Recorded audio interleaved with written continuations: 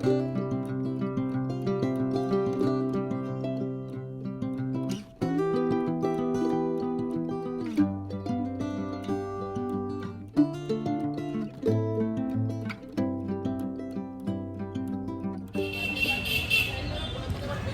Morning সবাইকে।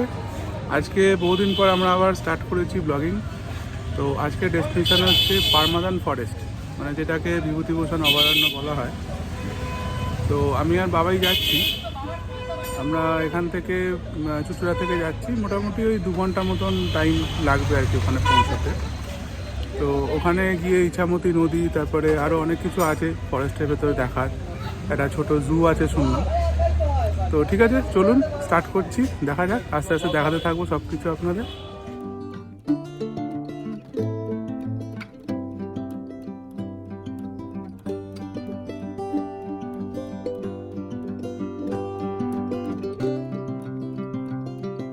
আমরা আজকে যে জায়গাটায় যাচ্ছি, জায়গাটার নাম হচ্ছে মঙ্গলগঞ্জ।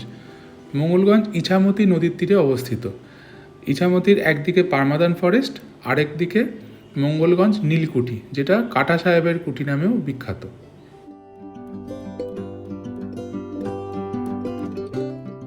এই মঙ্গলগঞ্জ জায়গাটার একটা ছোট্ট ইতিহাস আপনাদের বলে রাখি।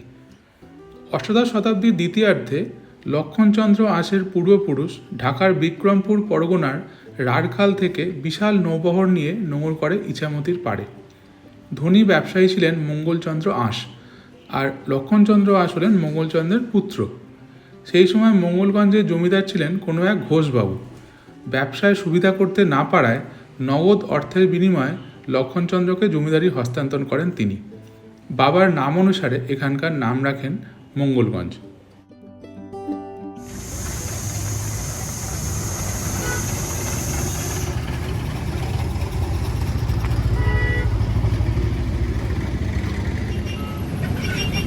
আমরা এসে পৌঁছলাম চাকদা। তো এখানে একটু ব্রেকফাস্ট করে তারপরে আবার যাব। মোটামুটি চুঁচুড়া থেকে চাকদা আসতে আমাদের 1 ঘন্টা 10-15 মিনিট পুরো টাইম লেগেছে। আবার এখান থেকে ওই 1 ঘন্টা মতনই টাইম লাগবে পারমাদান ফরেস্ট। তো চলুন আবার যাত্রা শুরু করি একটু ব্রেকফাস্ট করে।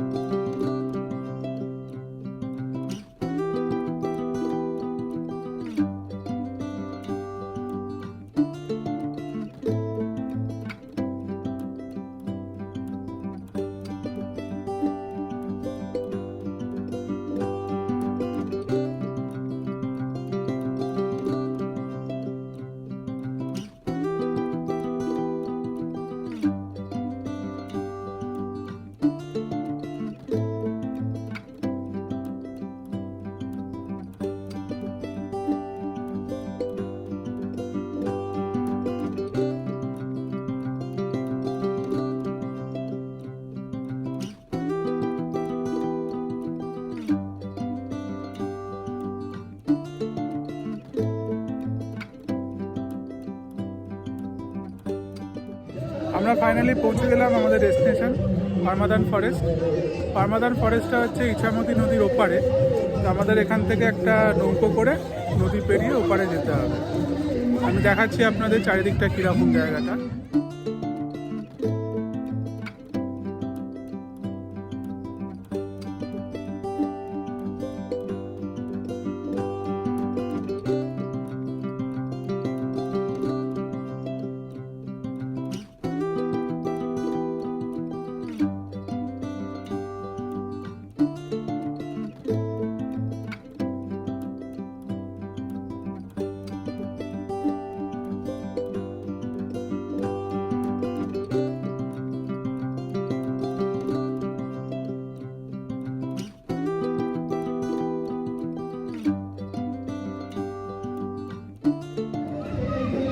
রেট জিজ্ঞেস করলাম এখানে, নৌকোগুলো বলছে যে জাস্ট ওপারে যেতে গেলে 10 টাকা করে শেয়ারিংয়ে, আর যদি মানে ওপারে গিয়ে এবারে 40 মিনিট হাঁটতে হবে, হেঁটে মেন গেটে পৌঁছতে হবে।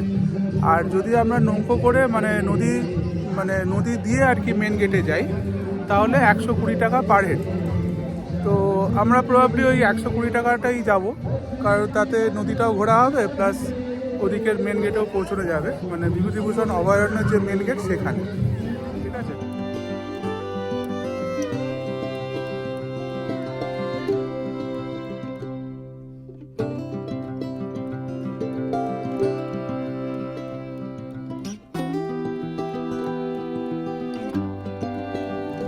তো আমরা একটা নৌকো ভাড়া করলাম, এই নৌকো করেই আমরা যাব বিভূতিভূষণ অভয়ারণ্যের যে মেন গেট সেখানে।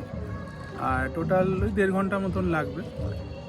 আর নৌকো ভাড়া নিলেও পার হেড 120 টাকা করে। ঠিক আছে। তো আমি দেখাচ্ছি আপনাদের ব্যাকগ্রাউন্ডটা কীরকম কী। আমার পেছনে এই যে মাঝি কাকা রয়েছে। কাকা, তোমার নাম কি? জিতেন হালদার। হ্যাঁ, জিতেন হালদার। আচ্ছা, কতদিন চালাচ্ছ এই নৌকো? আমাদের এখন বর্তমান 30 বছর এরকম আনুমানিক। বাহ, 30 বছর চালাচ্ছ, বাহ। তো মোটামুটি শীতকালে এখানে মানে ট্যুরিস্ট বেশি আছে নাকি? হ্যাঁ। আচ্ছা। এই আস্তে ক্রমশ যত দিন যাবে তত বেশি আসবে। হ্যাঁ হ্যাঁ। এর আগে খুব একটা লোক আসতো না। আচ্ছা।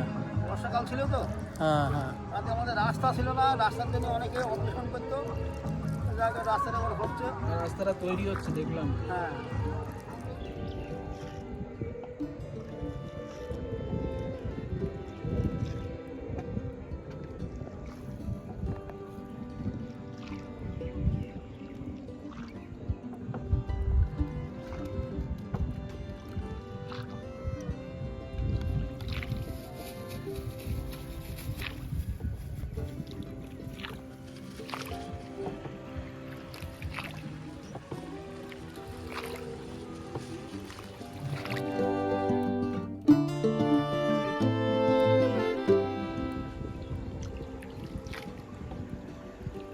বিভূতিভূষণ অভয়ারণ্যের পাশ দিয়ে বয়ে গেছে ইছামতি নদী।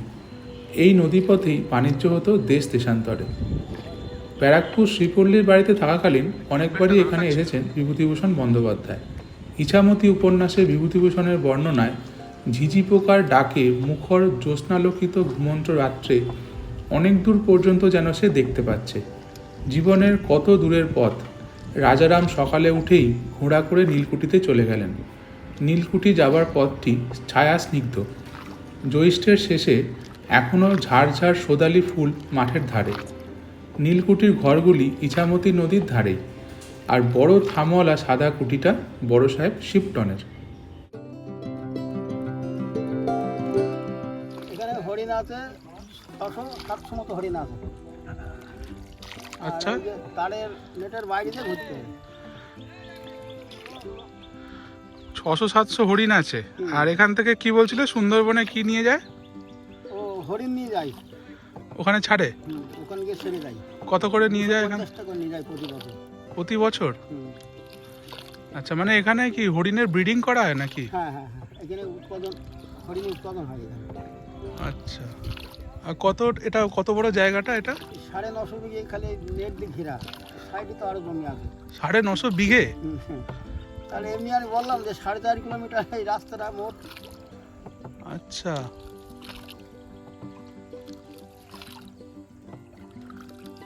আর এখানে হরিণ ছাড়া কি কি আছে? হরিণ ছাড়া ময়ূর আছে একটা, আর ওই টিয়া পাখিটাকে এসব আছে কিছু। ওগুলো তো ভেতরে জু করা আছে, ওখানে হ্যাঁ, আছে। এমনি ন্যাচারাল কি আছে? এমনি বাইরে আর খুব কিছু নেই। আচ্ছা। আর সাপ টাপ এসব আছে? হ্যাঁ, এগুলো তো আছে। যেরকম থাকে জঙ্গলে এরকম? হ্যাঁ, ও তো থাকবেই।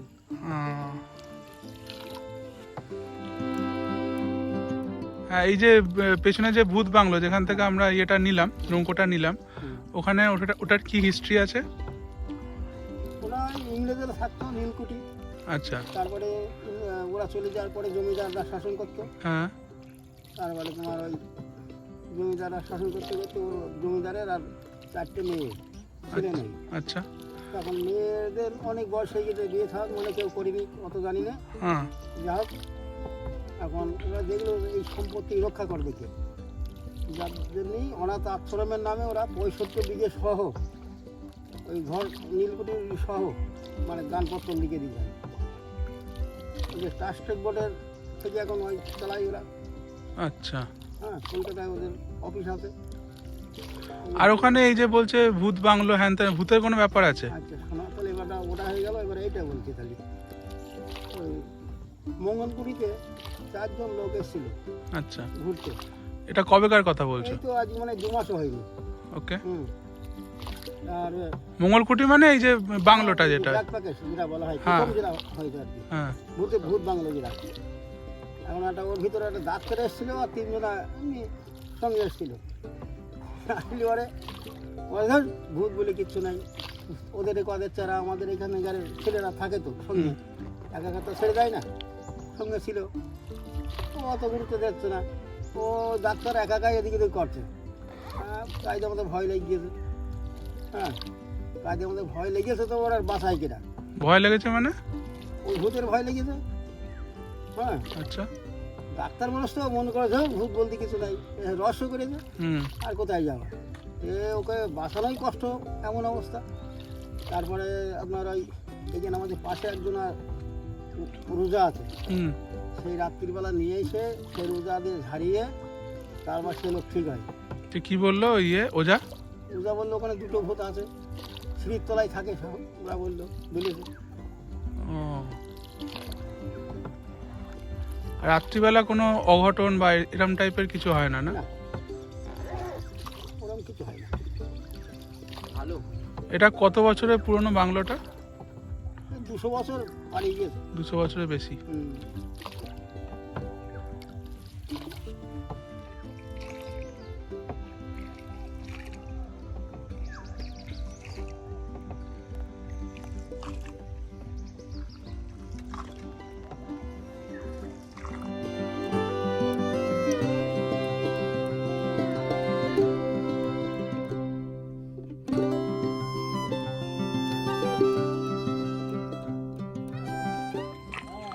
এই যে দূরে দেখা যাচ্ছে যে গেটটা, এই যে এই গেটটা, এটাই হচ্ছে বিভূতিভূষণ অভয়ারণ্যের মেন গেট। আমরা নৌকো করে মোটামুটি চলে এলাম, আর একটুখানি সামনের ঘাটটাতে নামবো। নেমে আমি দেখাচ্ছি আপনাদের কীরমভাবে কি ভেতরে ঢুকতে হবে, কি মানে এন্ট্রি কি প্রসিডিওর আছে সেগুলো।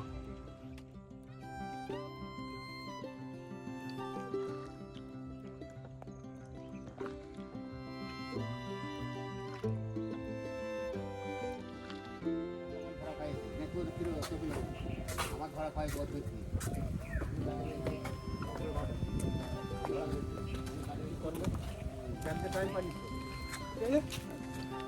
আমরা পৌঁছে গেলাম বিভূতিভূষণ অভয়ারণ্যের যে মেন গেট সেখানে। এই যে পেছনে যে রাস্তাটা, এই রাস্তাটা হচ্ছে ঘাটের রাস্তা। ওই রাস্তাটা ধরে এবার সোজা ভেতরে ঢুকতে হবে।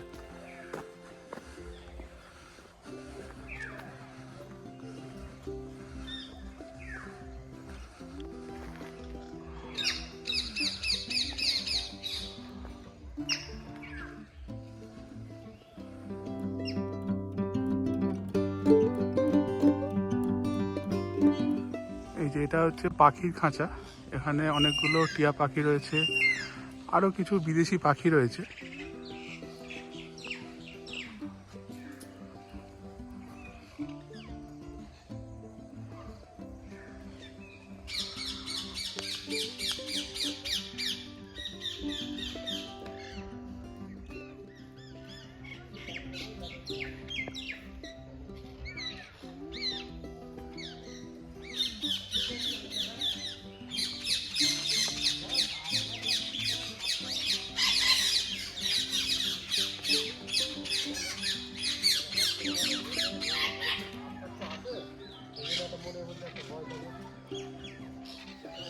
এখানে একটা বড় ময়ূর রয়েছে,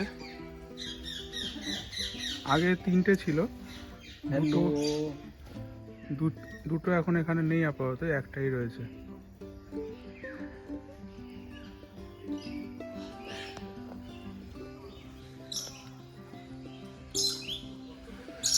এই যে খাঁচাগুলো রয়েছে, খাঁচার নিচটা কিন্তু গ্লাস ফিনিশ, মানে যেখান দিয়ে আমি ছবিটা তুলছি এটা হচ্ছে গ্লাস ফিনিশ, বাকিটা হচ্ছে নেট।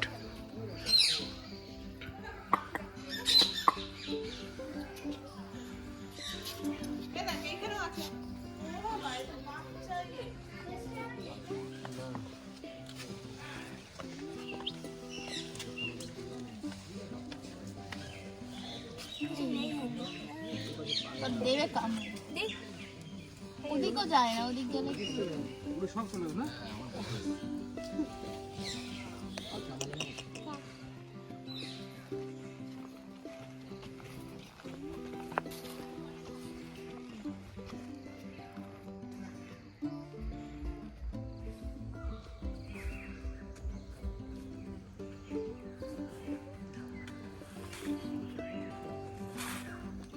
আমরা এখন ময়ূর দেখে যাচ্ছি এবারে হরিণ দেখতে। এই পাশেই একটা জায়গা আছে বিশাল বড়, সেখানে সব হরিণ রাখা আছে, মানে চিতল হরিণ আর কি। তো সেটা সেই জায়গাটার দিকে যাচ্ছি। কোথায় দেখতে পেয়েছিস? ওই সামনে দাঁড়িয়ে আছে, এই দেখুন দেখাচ্ছি।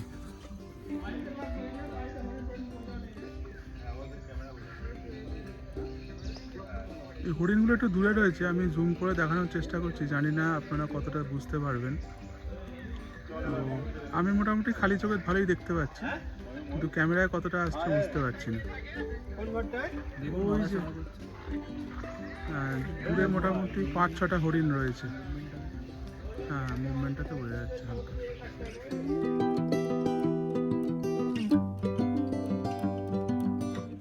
হ্যাঁ, পেছনেটা তো একটা স্থিরে দাঁড়িয়ে আছে।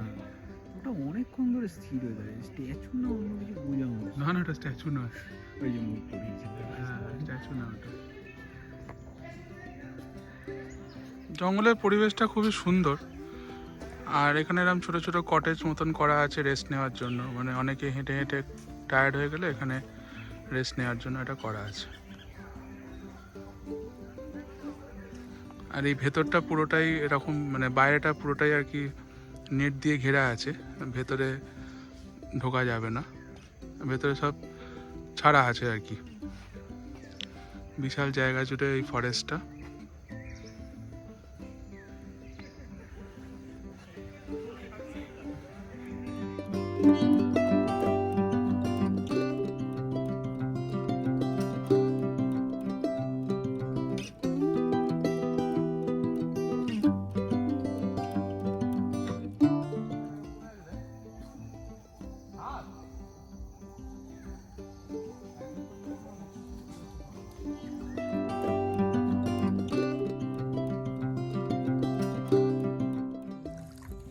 আমাদের ফরেস্ট দেখা হয়ে গেছে, এবার এখন আমরা ফিরছি, মানে যেখান থেকে স্টার্ট করেছিলাম যে ঘাট থেকে, সেই ঘাটেই ফিরছি আর কি। তো এই চারিদিকটা দেখুন, এত সুন্দর জায়গাটা। ঠিক আছে, আমি দেখাচ্ছি চারিদিকটা, একবার শুধু দেখুন।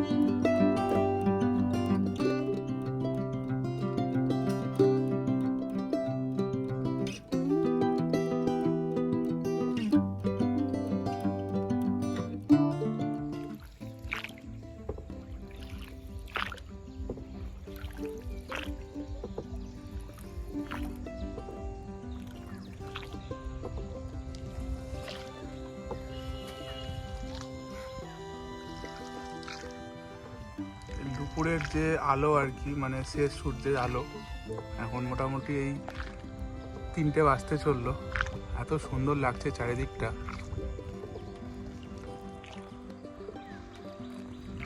এটা হচ্ছে জঙ্গলটা।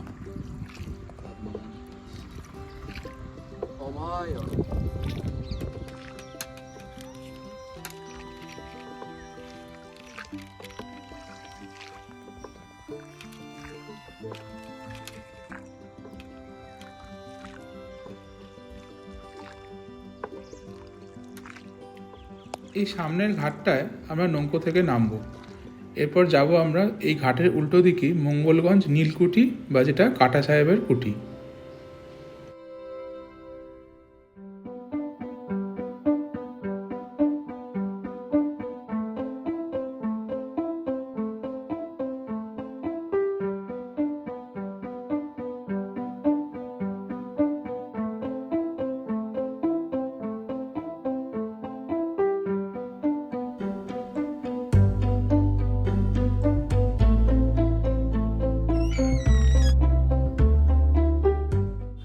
ইছামতির তীরে বিশাল জমি দেখে ভালো লেগে যায় লক্ষণচন্দ্রের। সাহেব কোম্পানির সাথে যোগাযোগ করে পত্তন করেন নীলকুঠি, এবং সেখানকার রাজা হন লক্ষণচন্দ্র আঁশ। এখানেই গড়ে উঠেছিল নীলের গুদামঘর, নীলপাচনের চৌবাচ্চা। বিশাল এলাকা জুড়ে নীল চাষকে কেন্দ্র করে একসময় কর্মব্যস্ত ছিল এই নীলকুঠি। কিন্তু কালের নিয়মে ব্যস্ততা আজ আর নেই। বিরাট নীলকুঠির সামান্য অংশই আজ বর্তমান।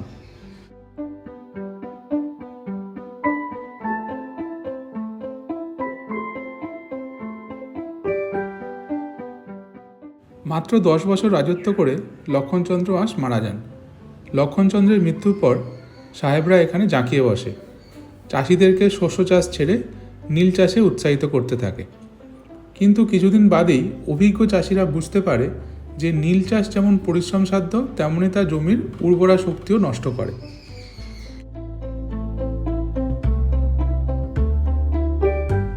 চাষিরা নীলকর সাহেবদের বিরুদ্ধে বিদ্রোহ ঘোষণা করে। নীলকুঠির ভূগর্ভস্থ ঘরে চাষিদের বন্দি করে রাখা হয়। সাহেবরা পরামর্শ করে যে 2-4 জনকে প্রাণে মারলেই বাকি চাষিরা নীল চাষ শুরু করবে। বন্দি চাষিদের মধ্যে একটি ছেলে ছিল, সে ছিল বুদ্ধিমান। সে সাহেবদের বলে যে আমাদের যদি কিছু টাকা পয়সা বাড়িয়ে দাও এবং আমাদের বাড়ির মেয়েদের অসম্মান বন্ধ করো, তাহলে আমরা আবার চাষ শুরু করতে পারি। সাহেবরা তার প্রস্তাবে রাজি হয় ও বাকি চাষিদের ছেড়ে দেওয়ার সিদ্ধান্ত নেয়। সাহেবরা বাঁধন খুলতে এলে সেই ছেলেটির ইঙ্গিতে চাষিরা দলবদ্ধভাবে সাহেবদেরকে আক্রমণ করে এবং ধর থেকে তাদের মাথা আলাদা করে দেয়। সেই থেকেই মঙ্গলগঞ্জে নীল চাষ বন্ধ হয় ও এই কুঠির নাম হয় কাটা সাহেবের কুঠি।